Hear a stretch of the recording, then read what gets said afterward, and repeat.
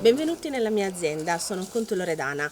Oggi iniziamo col progetto Pomona, un progetto per la salvaguardia delle biodiversità delle nostre pere autoctone. In particolare oggi andremo ad effettuare la raccolta del supirinzinu e la sua trasformazione.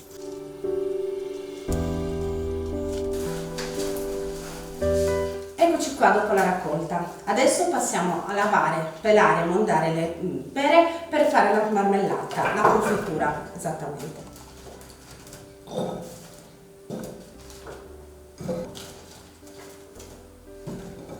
Le laviamo.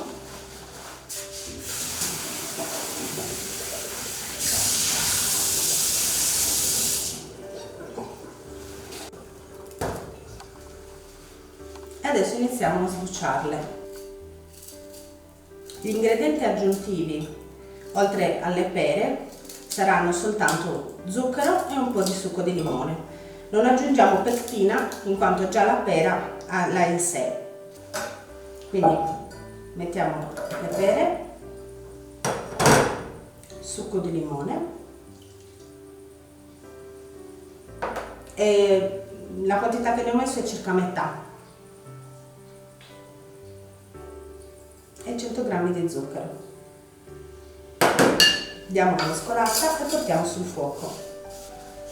Ricordiamo di metterci un fuoco medio, non molto alto, e andiamo a mescolare di tanto in tanto. Quando la cottura sarà più o meno a metà, quindi che vedremo che le pere iniziano a scappolarsi, che sono già quasi cotte, possiamo, se lo gradiamo, frullarle col mini primer. La cottura è terminata, spegniamo il fuoco, portiamo sul tavolo di lavoro e iniziamo ad invasare. Ovviamente prendiamo dei barattoli che sono stati precedentemente sterilizzati. Per sterilizzarli basta metterli dentro una pentola con acqua e fare bollire per almeno 10 minuti.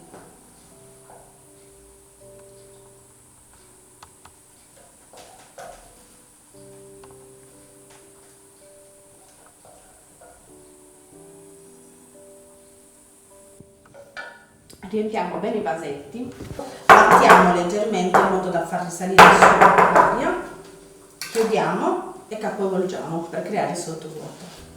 Facciamo riposare il tutto, una volta riempiti tutti i vasetti, a testa in giù finché non si raffreddano, coperti da un panno. Successivamente, in questo modo, così. Successivamente si conserva la confettura in un posto riparato dal sole e all'asciutto. Abbiamo finito di invasare tutta la marmellata, ne è rimasta un po' che adesso si è raffreddata. Adesso andiamo a provare il sapore e il gusto se è di nostro gradimento. Consiglio sempre di abbinare la confettura di pere con dei formaggi semistagionati, anche un pecorino semistagionato di un mese e mezzo.